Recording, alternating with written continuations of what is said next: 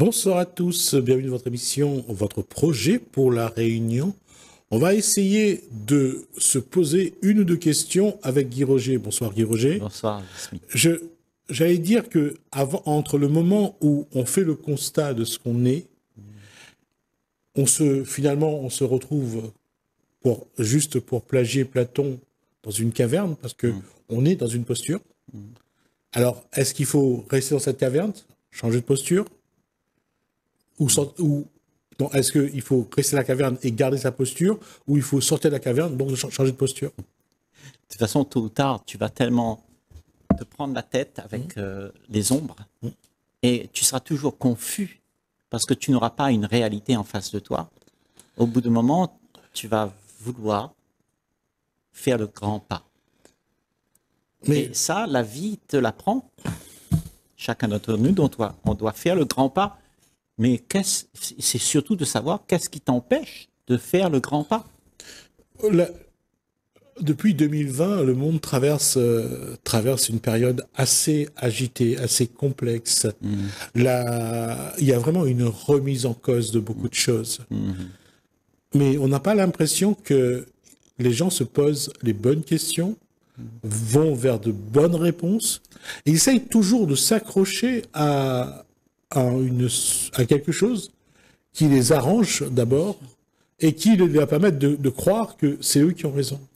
Jasmine, après des décennies de matraquage de ce que tu dois être, quand il y a un changement, tu es déjà ce que tu dois être. Et ça te donne une certaine sécurité. Tu vois? Mais en fait, la réalité, c'est que tu es rien. Mais tu t'accroches à quelque chose que tu dois être. Et ça fait peur à tout le monde. Parce que nous vivons dans une société où, effectivement, ça change. Il y a plein de choses qui arrivent et tout le monde s'accroche à ce qu'il connaît. Donc, on connaît ce qui me donne de la sécurité. Jamais je lâche ça. Tu vois, ma notoriété, je veux la garder. Mon arrogance, parce qu'avec ça, j'ai du pouvoir. Je veux le garder.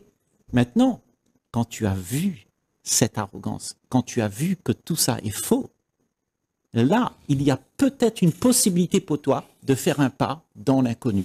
Mais pour avoir ça, pour avoir cette réalisation, peut-être que tu as besoin de gagner 2-3 coups de cogne, comme on dit en créole. Gagne 2-3 coups de cogne. Alors moi, on m'aurait dit coup de cogne. Oui, ça. Pas coup de cogne, coup de cogne. La question, encore une fois, Guy Roger, c'est le premier point, finalement, c'est d'abord ce travail qu'on doit faire sur soi. Parce que pouvoir regarder les choses, comme vous venez de le dire, il faut déjà avoir une façon de regarder. Ça. Et est-ce qu'on a la bonne façon de se regarder déjà? C'est ça. Parce que la façon... Est-ce que quand on regarde dans un miroir, on regarde d'abord tout ce qui est beau en soi et on se dit physiquement ça va et donc le reste tout va? C'est ça.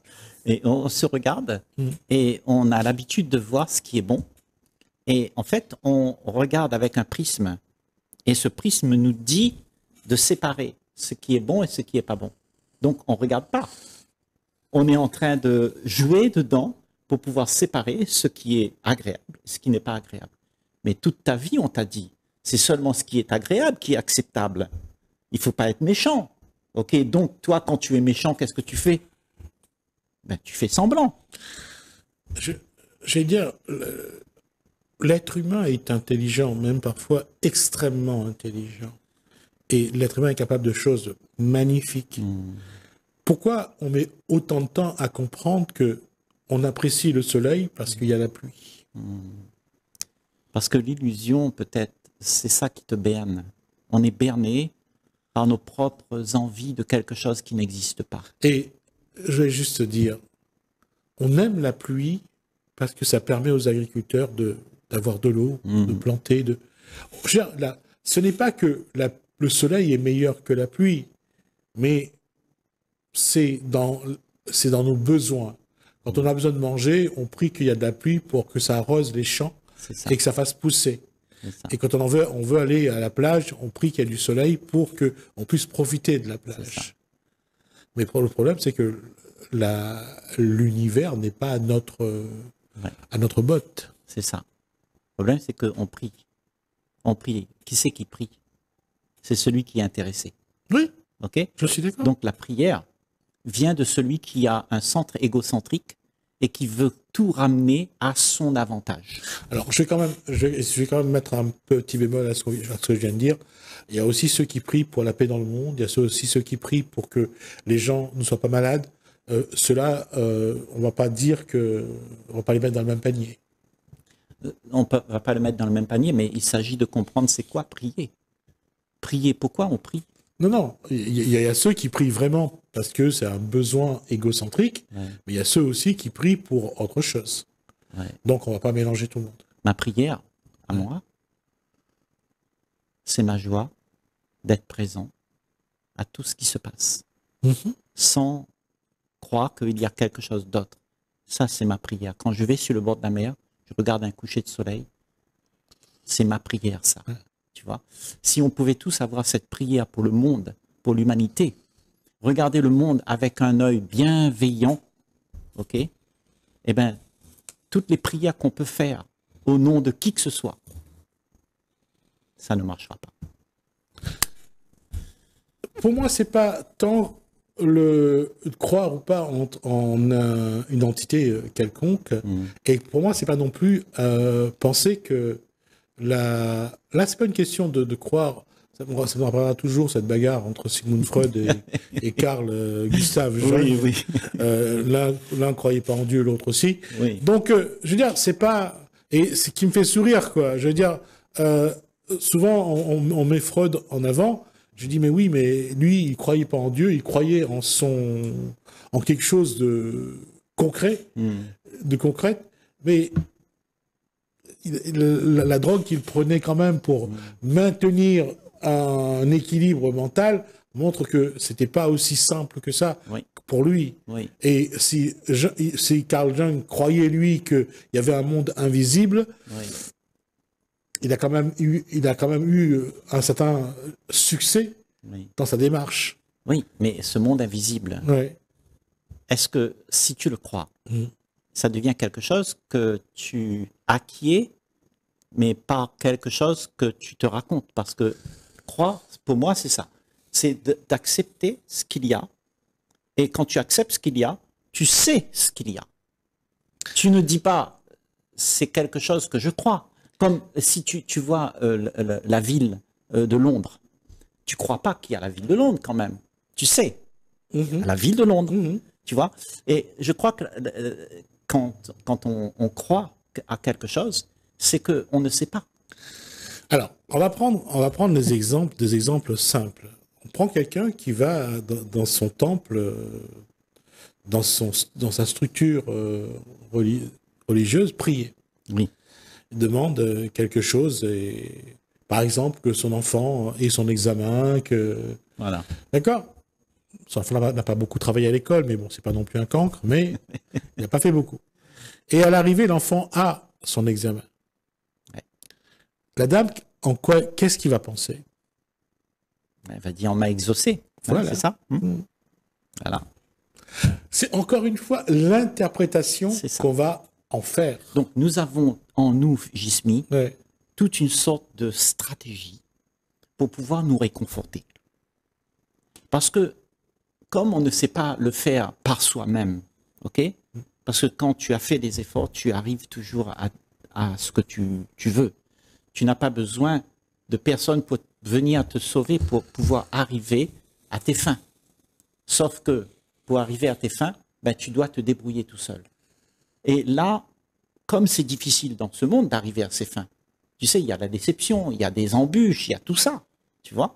Donc, on cherche quelque chose qui va nous donner le peps pour y arriver. Et en fait, quand on n'y arrive pas, on va trouver quelqu'un pour nous accuser. Parce qu'on a besoin de certitude. On a besoin de savoir qu'il y a eu quelque chose qui a fait que... Ça me fait penser à cette anecdote que raconte l'acteur américain qui joue dans Da Vinci Code. Brown, comment il s'appelle? Non, pas Dan Brown. Dan Brown, c'est celui qui a écrit le livre, je crois, Da Vinci Code. Oui, L'acteur qui raconte qu'un jour, il est tombé dans un puits. le temps que son ombre revienne, il tombe dans un puits. Il était gamin. Et toute la nuit, il va lutter, parce qu'il y a de l'eau, pour ne pas se noyer. Oui. Et à la fin, il dit, peut-être que moi, je n'étais pas tout seul dans ce puits. Peut-être qu'il y avait quelqu'un avec moi. Peut-être qu'il y avait Jésus, il y avait Dieu. D'accord? Et il pose la question, pourquoi séparer l'humain du divin? Waouh. Et ce qu'on n'arrive pas à expliquer est divin. Oui. Mais c'est vrai que ça peut être autre chose. Oui. D'accord? Lorsque une dame part avec son handicap à Lourdes et qu'il revient sans son handicap, 1 plus 1 égale 2. Oui. On ne peut pas lui enlever ça. Non. Et c'est pour ça que, comment expliquer? C'est ça notre problème. C'est que s'il n'y a pas Dieu, Dieu nous... Et là, je dirais, l'élément qui nous permet de tout expliquer. Ce qu'on ne peut pas expliquer, c'est Dieu qui l'a fait. Ok, mais sache que, en fait, nous sommes faits à l'image de ce Dieu qu'on parle. C'est pas le problème qu'on a une croyance ou pas. Le problème, c'est de croire que ce que tu es incapable et que tu as besoin d'une agence extérieure. Mais cette chose, c'est en toi. Tu es ça. Tu es la possibilité, tu as toute l'énergie, tu as toute la force qui peut être en œuvre pour faire que les choses se fassent. Tu vois? Mais comme on ne comprend pas comment faire, on donne une image à ça. On dit, ben c'est Dieu. Tu vois? Alors que c'est en toi. C'est une hypothèse tout à fait plausible. Oui. Je ne vais pas dire le contraire. Chacun interprète dans sa façon. C'est ça. Dans sa façon d'être. Où l'être s'est construit. Il y a ceux qui ne croient en Dieu, il y a ceux qui ne croient pas en Dieu. Oui. Il y a ceux qui sont agnostiques, qui croient en une énergie. Oui. Donc, la question, encore une fois, on voit bien qu'au départ, on a chacun une façon de voir les choses. C'est ça. Et cette façon de voir les choses, ça a été inculqué à travers toute ta vie, dans les propagandes, dans la culture, dans la tradition. On t'a refourgué ça. Et comme ça, on te dit, mais t'inquiète pas, il y aura quelque chose de mieux.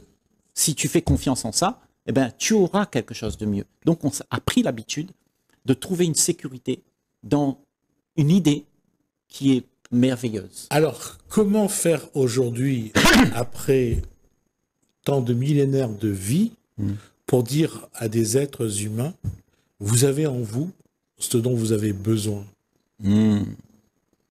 C'est la chose la plus difficile parce que, en fait, c'est la peur qui nous empêche d'exprimer ce divin. L'expression de toi, Jismi, quand tu n'as plus d'inquiétude, tu ne veux rien, tu n'attends rien, tu aimes tout simplement. C'est ça l'expression du divin.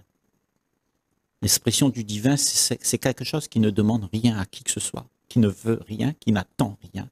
Parce que celui qui attend rien, celui qui ne veut rien, alors il embête plus personne. Et l'amour, c'est ça. C'est aimer malgré tout ce qui se passe autour de toi. Qu'il soit chrétien, musulman, joli, vilain, tu accueilles tout. Tout est OK, c'est OK, tout ça, c'est OK.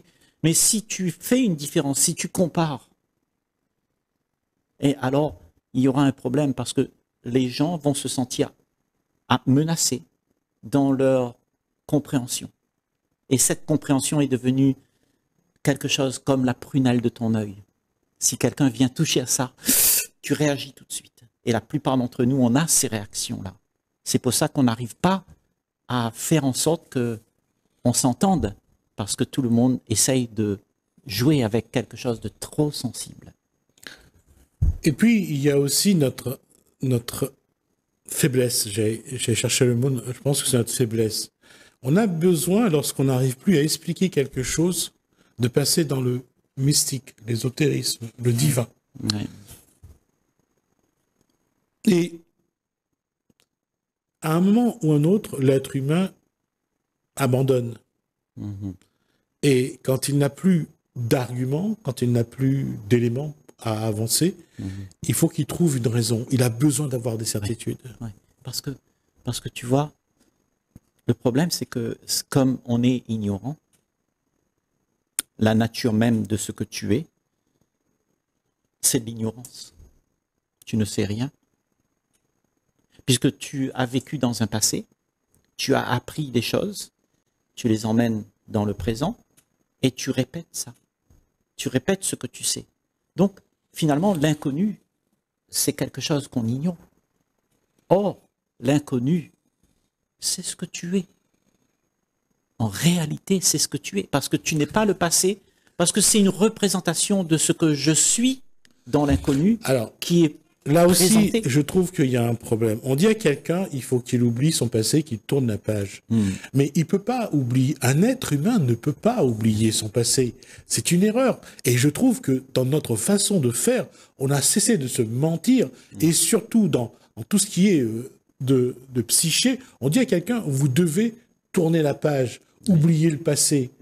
Ben, s'il oublie le passé, c'est lui qui l'oublie. C'est-à-dire, Si, parce que, si. oui, c'est lui qui l'oublie, bien sûr. Tout est en lui. C'est bien. Tout est en lui. Oui. Il a besoin de croire en lui. Oui. S'il ne croit pas en lui, Alors, c'est qui, lui? Ce passé? c'est ce qu'il est lui. Ben, lui, c'est quoi? Il est lui aujourd'hui et demain. Oui, mais ce que tu es, là, aujourd'hui, Ouais. c'est le résultat de tout ce que tu as vécu. Ouais. Tu te donnes une personnalité, tu te donnes quelque chose à faire Dis, valoir. Roger, Tu es devenu... on oublie, et ça c'est important, on oublie que dans chaque être humain, il y a des millénaires d'histoire.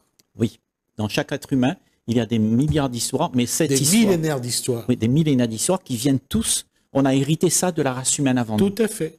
Ce que tu es à ce moment-là, c'est pas toi, ça. C'est une mémoire.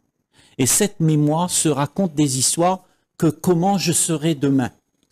Et donc, il passe tout son temps à répéter ce qu'il connaît pour faire exister ce que je serai demain. Moi, je dis qu'il y a quelque chose qui existe déjà, qui n'a pas de commencement, qui n'a pas de fin, qui n'a pas de millénaire d'histoire. C'est juste là depuis toujours. C'est quelque chose d'éternel. Et c'est ça, la réelle nature de toi. Et si tu passes ton temps à ruminer ce que tu aimerais être, ce que tu es devenu, et t'inquiéter de ce que tu seras demain, eh bien, tu restes dans le temps.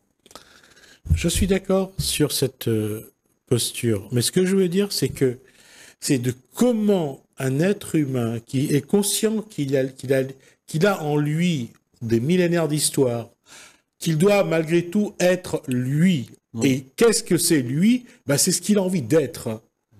Et comment il existe par rapport à tout ce qu'il y a en lui, c'est ça la question aujourd'hui et demain. Donc, tu as besoin de cette mémoire. Moi, je ne dis pas non, le contraire non plus. Parce qu'autrement, tu serais un légume. OK? La mémoire est nécessaire. Quand tu as une mémoire, tu te rappelles de toutes les erreurs. Et tu cesses de les faire. Oui. C'est pour ça que la mémoire, elle est bien. Tout à fait. Parce que si tu n'as pas de mémoire, ben, tu répètes tout le temps les mêmes merdes. Oui, je suis d'accord. Mais le problème de l'être humain, c'est de faire cette subtile différence entre garder en mémoire des choses qui le construisent, qui fait qu'il est lui, et en même temps de s'éloigner de ce qui a été des choses négatives qui l'empêchent d'avancer. Attends, cette mémoire qui est lui, on vient, tu sais, on vient de parler, on dit cette mémoire, c'est une mémoire, c'est pas lui. C'est la représentation de lui-même. Il s'est représenté avec ce qu'il a vécu, et il dit ça c'est moi, regarde. Et tu vois, c'est une mémoire. Moi je pense pas seulement de ce qu'il a vécu, je vais beaucoup plus loin dans son histoire. Pourquoi? Parce que ce qu'on est vient de beaucoup de choses qu'on ne connaît pas, qui nous façonnent. C'est pour ça que je parle de millénaires d'histoire. Tout ça, à un moment ou un autre, influe sur ce qui peut être. Alors, ce connu que tu connais là, tout ce connu, si tu le gardes, si tu le rumines... Pas ruminer. Encore une fois, c'est ni positif ni négatif. C'est juste un état qui fait que lui, il est comme ça. D'accord. Il est comme ça, sauf que s'il réalise que ça, c'est pas lui, quand tu dis il est comme ça, Oui. et moi je réalise que ça, c'est pas moi. D'accord. Parce que dans cette posture, je vais souffrir, Gismi. Parce que je suis celui qui est le passé et qui va dire je suis ça et je répète. Je répète tout le Non, temps. justement, c'est comment accepter ça et devenir ce qu'on a envie d'être. Non, tu peux pas devenir ce que tu es déjà. Ce que tu es, c'est déjà là. Bah, justement, comment faire la différence entre quand tu fais ce constat et ce que tu es vraiment? Comment différencier les deux? Alors, ce que tu es vraiment n'a pas la posture de la mémoire. Ça ne vient de nulle part. Ça n'a pas de mémoire. C'est quelque chose de sacré qui n'a pas été souillé par ce que l'homme peut penser, ce que l'homme peut construire. C'est quelque chose de sacré. Et ce sacré s'exprime à travers toi seulement quand toutes les mémoires sont mises de côté. Toutes les mémoires de ce que je me suis fait pour être représentatif de moi, tout ça, si tu mets pas ça de côté, ce sacré-là ne peut pas s'exprimer. Parce qu'il n'a pas, là-dedans, il n'y a pas le temps. Il n'y a pas hier, aujourd'hui et demain dedans.